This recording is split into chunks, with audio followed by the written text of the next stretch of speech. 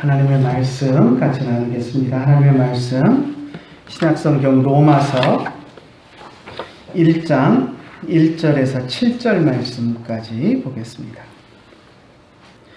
예수 그리스도의 종 바울은 사도로 부르심을 받아 하나님의 복음을 위하여 택정함을 입었으니 이 복음은 하나님이 선지자들을 통하여 그의 아들에 관하여 성경에 미리 약속하신 것이라. 그 아들에 관하여 말하면 육신으로는 다윗의 혈통에서 나셨고 성결의 영으로는 죽은 자들 가운데서 부활하사 능력으로 하나님의 아들로 선포되셨으니 곧 우리 주 예수 그리스도시라.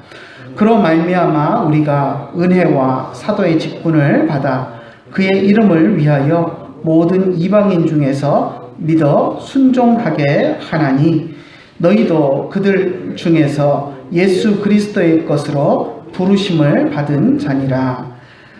로마에서 하나님의 사랑하심을 받고 성도로 부르심을 받은 모든 자에게 하나님 우리 아버지와 주 예수 그리스도로부터 은혜와 평강이 있기를 원하노라. 아멘. 오늘 우리가 로마서 1장 1절에서 7절까지 말씀을 읽었는데요. 나는 누구인가 하는 제목을 붙여보았습니다. 사람들은 저마다 나는 누구인가 하는 그 질문을 하면서 자기의 정체성을 찾아갑니다. 고대로부터 수많은 철학자들이 진리를 찾기 위한 많은 질문들을 해나가면서 가장 많이 했던 질문들이 나는 누구인가, 나는 어디서 왔는가 하는 자기 정체성에 관한 그런 질문이었습니다. 그래서 우리가 나는 누구인가 하는 그 정체성을 어떻게 가지고 살아가는가 하는 것은 우리의 삶에 있어서 아주 중요한 문제입니다. 언젠가 뉴스에서 불이 난 건물에서 빠져나오지 못한 엄마가 아이를 품에 안고 자기 몸으로 뜨거운 불을 막으면서 아이를 지켜서 엄마는 죽었지만 아이는 엄마 품에서 살았다라는 그런 뉴스를 들은 기억이 있습니다. 엄마가 이렇게 아이를 품에 안고 그 뜨거운 불, 살의 불이 느껴질 때 그것을 닿으면서 엄청난 고통이 있었을 텐데 그것을 자기 몸으로 다 막으면서 아이를 살려낸 그 엄마의 모습을 우리가 한번 생각을 해봅시다. 왜 그런 행동을 할 수 있을까요? 그것은 나는 엄마다, 나는 이 아이의 엄마다라는 정체성을 가지고 있기 때문에 그와 같은 정체성이 그런 일을 하게 만듭니다. 내가 엄마라는 정체성을 가진 엄마는 엄마로서 자신이 무슨 일이 있어도 이 아이를 지켜야 한다, 내 아이를 지켜야 한다라는 그 생각을 가지고 살아갑니다. 그래서 위기의 순간에 자기의 생명을 내던지면서도 자기 아이를 지키게 되는 것입니다. 그런데 엄마라고 해서 다 똑같은 행동을 하는 것은 아닙니다. 내가 엄마다라는 정체성이 없는 사람들도 있습니다.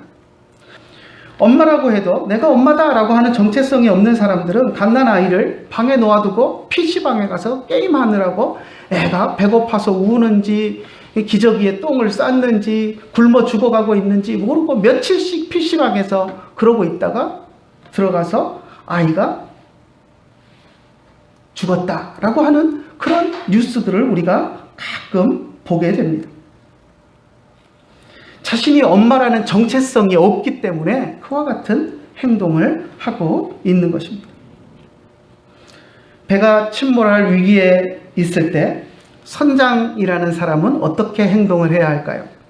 자기가 내가 선장이다라고 하는 정체성이 분명하게 있는 사람은 모든 사람이 승객을 포함해서 모든 승무원들이 다 안전하게 피하고 구조될 때까지 끝까지 배를 지키고 모든 사람이 다 탈출하고 나서 마지막에 탈출하는 것이 선장의 모습이고 선장이라는 정체성을 가진 사람의 모습입니다. 선장이라는 정체성이 있는 사람은 결코 승객들을 나몰라라 하고 자기 혼자 먼저 탈출하지 못합니다. 군대에 가면 복무신조라는 것을 외웁니다. 대한민국 육군 복무신조는 이렇게 시작합니다. 우리는 국가와 국민의 충성을 다하는 대한민국 육군이다 라고 하면서 하나 하고 뭐 이제 여러 가지를 이야기를 하는데요. 우리는 국가와 국민의 충성을 다하는 대한민국 육군이다 라고 날마다 그것을 암송합니다. 왜 암송합니까? 군인으로서의 정체성을 갖게 하기 위해서 그렇게 암송을 시킵니다. 내가 군인이다 하는 그 정체성이 왜 중요합니까? 그 정체성이 군 조직을 유지해주고 만약에 전쟁이 났을 때 전쟁을 수행하게 해줍니다. 이 정체성이 없으면 전쟁이 나면 모두 다 도망합니다. 그렇지 않습니까? 내가 군인이다. 국가와 국민의 충성을 하고 내가 나라를 지켜야 하는 군인이다 라는 정체성이 없으면 전쟁에서 내 목숨이 더 중요하다라고 생각하고 전쟁터를 박차고 달아나는 사태가 발생하는 것입니다. 내가 군인이다 라고 하는 정체성이 분명하게 있는 사람들은 전쟁이 나도 전쟁터에서 도망가지 않습니다. 그런데 이 정체성이 없는 사람들은 전쟁이 나면 자기 생명이 제일 소중하다고 생각하고 뭐 탈영이 무슨 의미가 있겠습니까? 전쟁터에서 죽느니 차라리 탈영해서 탈영범으로 벌 받는 게 낫지. 그러고 도망가 버리는 것입니다. 또 나는 군인이다 하는 정체성이 있는 사람은 상관의 명령에 복종합니다. 그런데 자기가 군인이라는 정체성이 없는 사람들은 상관의 명령에 복종하지 않고 명령하면 자꾸 왜 그걸 해야 되느냐고 토를 달고 따지면서 자기 생각을 이야기합니다. 여러분, 군인은 자기 생각대로 움직이는 사람이 아닙니다. 명령대로 움직이는 사람입니다. 내 생각에 지금 이것은 잘못된 것 같다라고 생각해도 위에서 명령하면 명령대로 움직여야 합니다. 왜냐하면 큰 그림을 보고 작전하는 상관의 명령에 의해서 병사들이 움직여야 작전이 성공하지, 위에서는 큰 그림을 보고 움직이라고 하는데 밑에 병사들이 그 전체 작전을 보지 못하면서 자기가 알고 있는 자기 부대의 인근의 상황만을 가지고 이것보다는 저게 더 나은데 하고 따르게 움직여버리면 전체 작전이 다 망가져버리고 전쟁에서 이길 수가 없게 되기 때문입니다. 그래서 내 생각은 접어놓고 명령이 옳다라고 믿음을 가지고 움직여야 하는 것이 군인입니다. 이렇듯 우리의 삶 속에서 어떤 정체성을 가지고 살아가는가 하는 것은 참으로 중요합니다. 누군가가 지금 여러분들에게 당신은 누구십니까? 라고 묻는다면 여러분은 무엇이라고 대답하시겠습니까? 우리 모두는 나는 누구인가 하는 질문에 분명한 답을 할 수 있는 분명한 정체성을 가지고 살아가야 합니다. 오늘 우리가 읽은 본문에 보면 사도 바울은 자기 자신이 누구인가 하는 것에 대한 분명한 정체성을 가지고 있는 것을 보게 됩니다. 1절을 한번 읽어볼까요? 예수 그리스도의 종 바울은 사도로 부르심을 받아 하나님의 복음을 위하여 택정함을 입었으니. 첫 번째, 바울은 자기 자신을 예수 그리스도의 종이다 라고 표현했습니다. 예수 그리스도의 종이다. 나는 예수님의 종이다 라는 분명한 정체성을 가지고 있는 것을 자기 입으로 이야기했습니다. 여기서 바울이 예수 그리스도의 종이다 라고 표현한 것은 우리가 흔히 이야기하는 하나님의 종이다 라고 하는 표현하고 같은 것처럼 보이지만 이 당시 바울의 상황에서는 완전히 다른 표현입니다.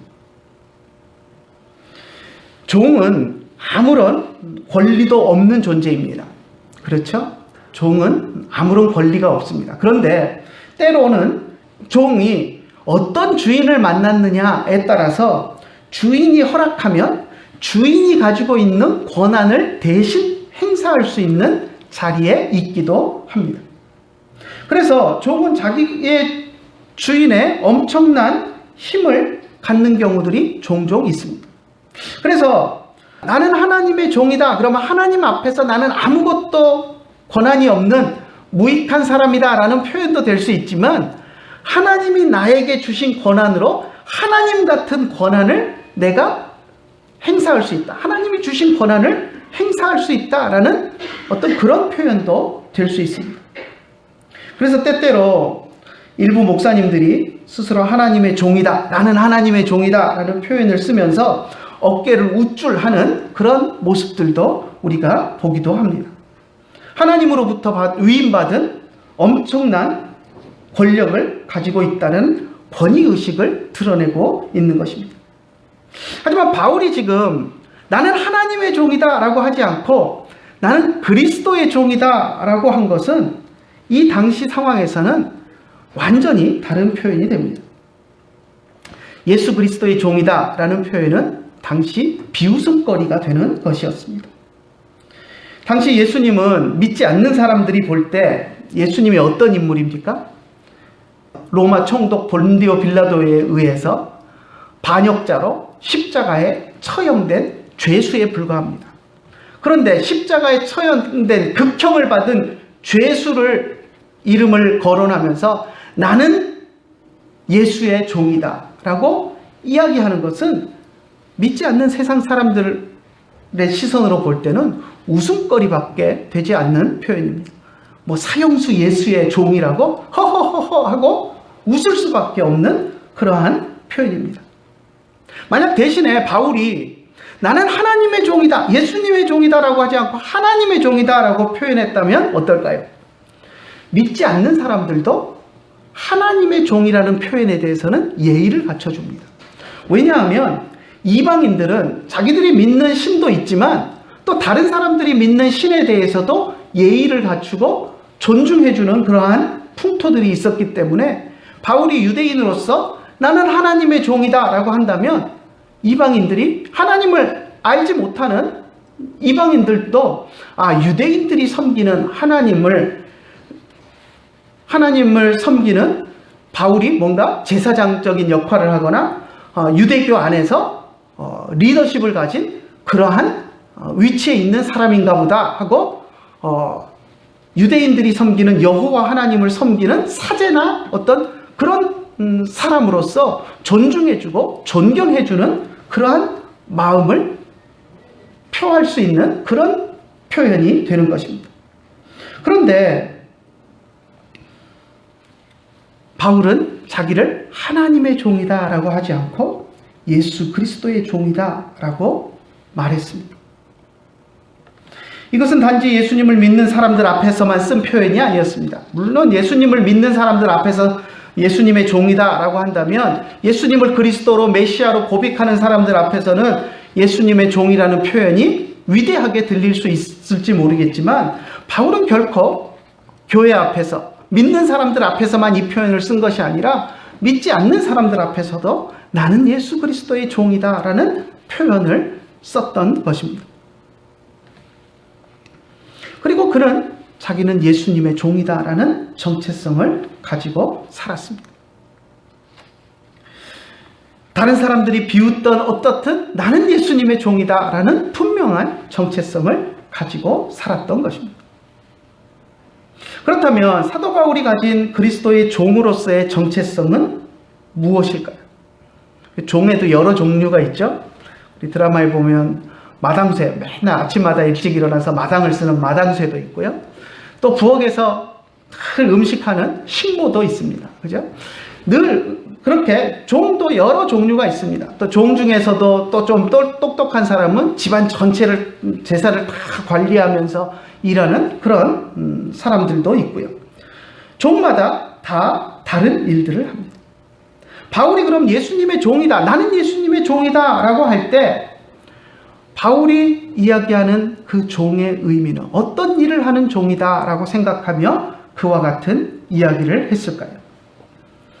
바울이 이야기한 우리 1절에 금방 읽었던 것을 보면 예수 그리스도의 종이라고 이야기한 다음에 사도로 부르심을 받았다라고 이야기합니다. 내가 종인데 어떤 종으로 부르심을 받았냐면 어떤 종의 역할을 내가 해야 되냐면 사도로서의 역할을 하는 것이다 라고 이야기를 했습니다. 사도라는 말은 주인의 명령을 전하는 전달자, 영어로 하면 메신저라고 하죠. 주인이 한 말을 전달하는 그런 전령의 그런 의미를 가지고 있습니다. 자기 자신을 예수 그리스도의 종이라고 표현한 후에 사도로 부르심을 받았다라고 이야기하는 것은 자기 자신이 예수님이 말씀하신 것을 전달하는 전달자로서의 사명을 받았다라고 이야기를 하는 것입니다. 예수님이 이 땅에 계실 때 천국 복음을 전하셨는데요. 예수님으로부터 예수님 대신해서 예수님이 부활하신 이후에 이제 천국 복음을 전하는 사명을 받았다라는 분명한 확신을 가지고 있었습니다. 특별히 바울은 복음을 전달하는데 그 전달의 대상이 자기가 명령받은 것은 이방인들이다라는 또 정체성을 가지고 있었습니다. 그래서 자기는 이방인들에게 보냄을 받아서 이방인들에게 복음을 전하는 역할을 하는 그런 예수님의 종이다 하는 분명한 정체성을 가지고 있었습니다. 그래서 이방인들로 구성된 로마 교회 성도들을 향해서 편지를 쓰면서 자신이 예수 그리스도의 종인 것, 그리고 특별히 사도로서 부르심을 받아서 이방인을 위한 사도로 부르심을 받았다라는 자기의 정체성을 분명히 밝히고 있는 것입니다. 이 당시 로마 교회는 특별히 이방인의 교회였습니다.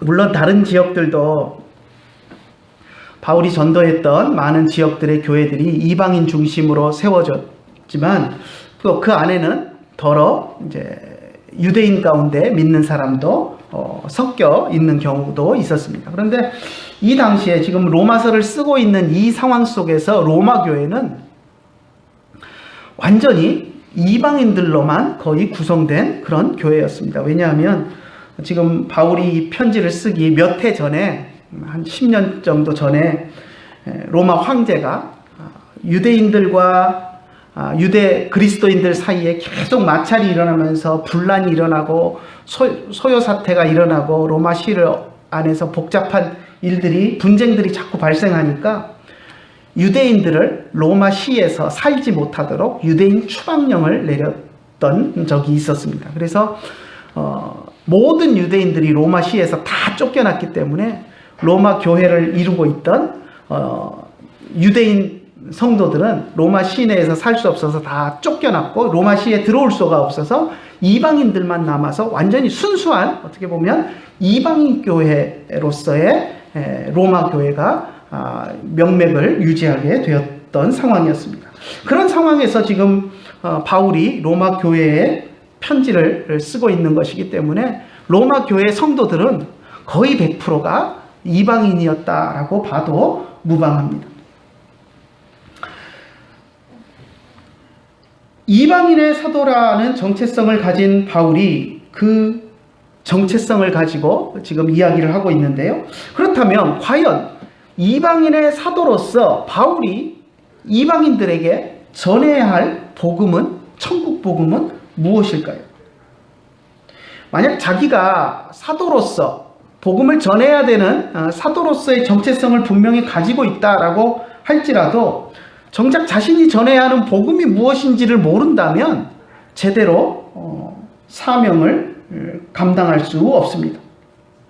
바울은 자신이 이방인의 사도로서 이방인들에게 전해야 할 복음이 무엇인지에 대한 분명한 내용도 알고 있었습니다. 2절 한번 같이 읽어볼까요? 이 복음은 하나님이 선지자들을 통하여 그의 아들에 관하여 성경에 미리 약속하신 것이라. 바울은 아주 간단 명료하게 복음에 대해서 이야기했습니다. 구약의 선지자들을 통해서 하나님이 그의 아들, 보내실 메시아에 대해서 미리 약속하신 것, 그것이 복음이다. 내가 전해야 할 복음이다. 라고 이야기를 했습니다. 그리고는 이제 그 예수님에 대해서, 그의 아들에 대해서, 아들이 어떤 분인지에 대해서 육신으로는 다윗의 혈통에 나셨고 또 영으로는 죽은 자들 가운데서 부활하셨다라고 하면서 그분이 바로 예수 그리스도다.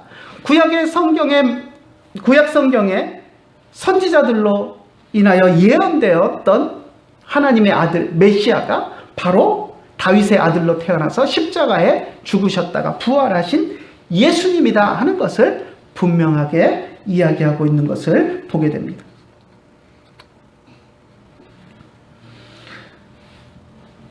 이것은 가이사랴 빌립보에서 예수님께 칭찬을 받았던 베드로의 신앙 고백과도 크게 다르지 않습니다. 너희는 나를 누구라 하느냐라는 질문에 베드로는 주는 그리스도시요 살아계신 하나님의 아들이십니다 하고 고백했었습니다. 사도로서 바울도 자신이 전해야 하는 복음의 핵심은 바로 십자가에 죽임당하시고 부활하신 예수님이 그리스도시고 하나님의 아들이시다라는 그것을 전하는 것이 자기의 사명이다라는 것을 분명히 알고 있었습니다. 사도 바울은 예수 그리스도의 종이고 또 복음을 전하는 사도로서 자신의 정체성을 분명히 이야기했을 뿐만 아니라 로마에 있는 그리스도인들도 또 그리스도인으로서의 정체성을 가지고 살아가야 한다라는 것을 강조해서 이야기했습니다. 특히 로마 교회의 성도들은 대부분 이방인이었던 것을 감안해서 자신이 특별히 이방인들에게 복음을 전할 사명을 가진 사도임을 이야기하면서 로마에 있는 성도들과 공감대를 먼저 형성했습니다. 그리고 나서 로마에 있는 그리스도인들에게 너희들도 그리스도인으로서 바른 정체성을 가지고 살아가야 한다라는 것을 부탁하는 그 모습을 오늘 우리가 본문을 통해서 볼 수 있습니다. 6절 한번 읽어볼까요? 너희도 그들 중에서 예수 그리스도의 것으로 부르심을 받은 자니라. 나는 예수님의 종으로 사도로 부르심을 받았는데 너희도 다르지 않다. 너희들도 예수 그리스도의 것으로 예수님의 소유로 부르심을 받은 사람들이다 라고 말했습니다. 이것은 오늘날 우리들에게도 해당됩니다. 하나님의 부르심으로 우리는 예수 그리스도를 믿는 자들이 되었습니다. 그리스도의 소유물이 되었습니다. 7절을 한번 볼까요? 로마에서 하나님의 사랑하심을 받고 성도로 부르심을 받은 모든 자에게 하나님 우리 아버지와 주 예수 그리스도로부터 은혜와 평강이 있기를 원하노라. 편지의 서론 인사말이 이제 7절에서 끝나는데요. 7절에 보면 사도 바울은 로마 교회의 모든 그리스도인들이 하나님의 부르심을 받았기 때문에 그들을 성도다라고 불렀습니다. 성도라는 말은 하나님께서 거룩하게 구별해서 내신, 불러서 구별해 내신 사람들이다라는 그런 의미를 갖습니다. 하나님께서 택하셔서 예수님의 소유물로 거룩하게 구분한 사람들이 우리 성도들입니다. 사도 바울도 로마 교회 성도들도 그리고 오늘 말씀을 전하는 저도 말씀을 듣는 여러분도 모두가 다 하나님의 부르심을 받아서 하나님의 거룩한 성도가 된 사람들입니다. 성도라는 이 말은 참 아름답고 귀한 말입니다. 근데 사람들이 이 성도라는 말의 소중함을 잘 모르는 것 같습니다. 그냥 교회에서 직분을 안 맡은 사람들을 성도 이렇게 이야기한다라고 오해합니다. 하지만 그렇지 않습니다. 모든 하나님의 부르심을 받은 사람들은 다 성도입니다. 어떤 직분을 받았건 직분을 받지 않았건 상관없이 하나님의 부르심을 받아서 하나님의 백성이 된 모든 사람들이 이 성도라는 이름을 가지게 되는 것입니다. 어떻게 보면 이 땅 위에서 가장 거룩한 명칭이 성도라는 표현이 아닌가 하는 그런 생각을 해봅니다. 그래서 우리 모두는 성도로서의 분명한 정체성을 가지고 살아야 합니다. 길 가다가 누가 여러분을 향해서 당신은 누구십니까? 라고 묻는다면 여러분은 어떻게 대답하시겠습니까? 나는 그리스도인입니다. 나는 거룩한 하나님의 백성입니다. 나는 성도입니다. 라고 당당하게 대답할 수 있는 여러분들이 되시기를 간절히 축원합니다. 우리가 그리스도인으로서 성도로서 분명한 정체성을 가지고 있다면 우리는 그 정체성에 맞는 행동을 하면서 살아가야 합니다. 그리스도인은 하나님 앞에서 항상 예배하는 삶을 사는 사람들입니다. 우리가 오늘도 예배 시작 전에 찬송을 불렀는데요. 나는 하나님을 예배하는 예배자입니다. 내가 서 있는 곳 어디서나 하나님을 예배합니다. 라고 하는 찬송을 우리가 불렀습니다. 우리가 자주 부르는 찬송인데요. 이것이 우리의 진정한 고백이 되어야 합니다. 나는 성도입니다. 주님, 내가 서 있는 그곳에서 부르심을 받은 자답게 내가 하나님을 섬기고 예배하며 살아가겠습니다. 나는 성도이기 때문입니다. 하는 고백이 우리에게서 자연스럽게 나와야 하는 것입니다. 매일의 삶 속에서 우리의 안테나는 늘 하나님을 향하고 있어야 하고 하나님을 예배하는 삶을 살아야 합니다. 우리의 입술에는 하나님을 찬송하는 노래가 맴돌아야 하고 또 늘 하나님을 부르면서 하나님께 기도하는 삶을 살아야 합니다. 하나님의 음성을 들으려고 노력하는 삶을 살아야 합니다. 그것이 성도의 삶입니다. 우리 성도들이 매일 모여서 기도하고 찬송하고 예배할 수 있다면 참 좋겠지만 우리 육신의 한계 때문에 우리가 매일 모여서 아침부터 저녁까지 매일 모여서 예배하고 찬송하며 살아갈 수는 없습니다. 그래서 우리가 일주일 가운데 하루만이라도 구분해서 하나님께 예배하고 하나님을 섬기는 그런 삶을 살려고 노력합니다. 그것이 오늘날 우리들이 주의를 지키는 이유입니다. 주의를 지키는 것이 아무것도 아닌 것처럼 보이지만 내가 그리스도인이라는 정체성, 내가 하나님의 거룩한 백성이고 성도라는 정체성을 드러내는 것입니다. 내 안에 나는 그리스도인입니다 하는 정체성이 있는 사람은 주의를 함부로 하지 못합니다. 예배를 함부로 하지 못합니다.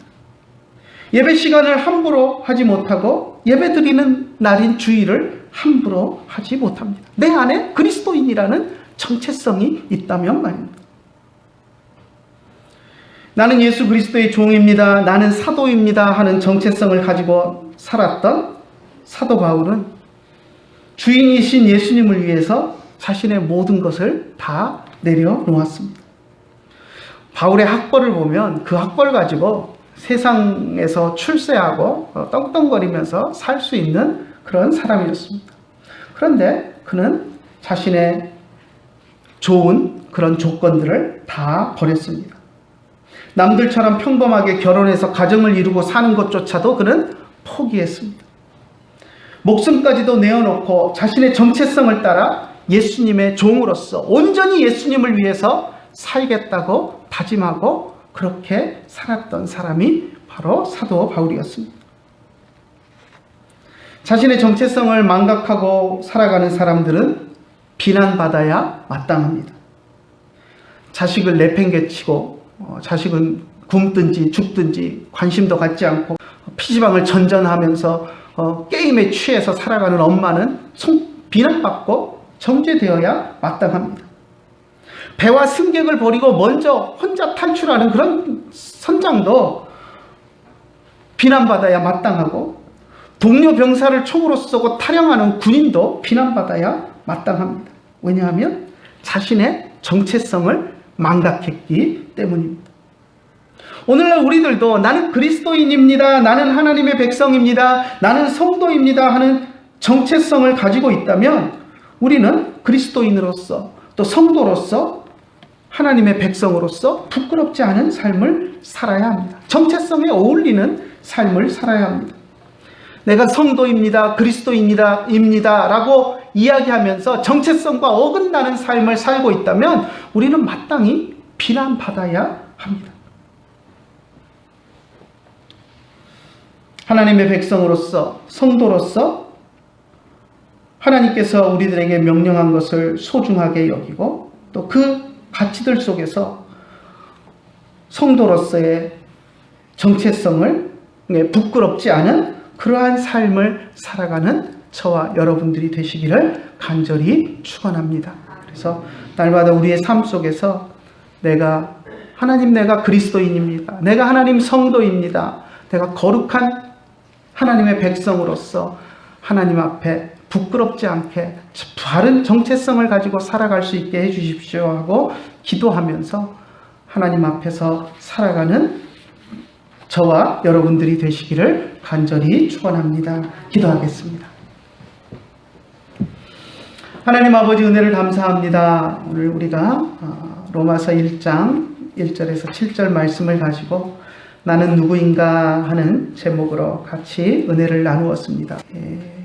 예수님의 종으로 또 사도로, 특별히 이방인의 사도로 분명한 정체성을 가지고 살아갔던 것처럼 하나님 우리들도 하나님으로부터 부름받아 하나님의 거룩한 백성이 된 성도라는 것을 우리가 기억하며 살아갈 수 있도록 인도하여 주시고 바른 정체성을 가지고 살아갈 수 있도록 인도하여 주시옵소서. 세상은 험하고 세상은 우리를 죄로 날마다 유혹합니다. 하지만 그 속에서 하나님 나는 그리스도인입니다. 하나님 나는 하나님의 거룩한 백성입니다. 성도입니다. 고백하며 그 죄의 유혹들을 물리치게 하여 주시고 또 세상 가운데서 성도로서 부끄럽지 않게 하나님을 예배하고 늘 하나님을 찬송하고 하나님을 마음의 중심에 모시고 살아가는 우리들이 될 수 있도록 인도하여 주시옵소서. 세상 것에 눈 돌리지 않도록 주님 인도하여 주시고 세상 것에 욕심내다가 주님을 버리는 어리석음에 빠지지 않도록 인도하여 주시고 늘 나는 주님의 종입니다 하고 고백하며 우리의 정체성을 가지고 살아갈 수 있도록 인도하여 주시옵소서. 예수님의 이름으로 기도드리옵나이다. 아멘. 주에게 부탁하시니 천사도 분노하겠네. 화목해 하라신 구주의 말씀을 온 세상 널리 전하세. 기도하겠습니다. 이제는 우리 주 예수 그리스도의 크신 은혜와 하나님 아버지의 한이 없으신 사랑과 성령님의 감화하시고 감동하시고 우리 가운데 교통하심이 이제 그리스도인으로 성도로서의 정체성을 가지고 살아가기를 원하는 주의 사랑하는 자녀들 머리 위에 이제로부터 영원토록 함께 계실지어다. 아멘.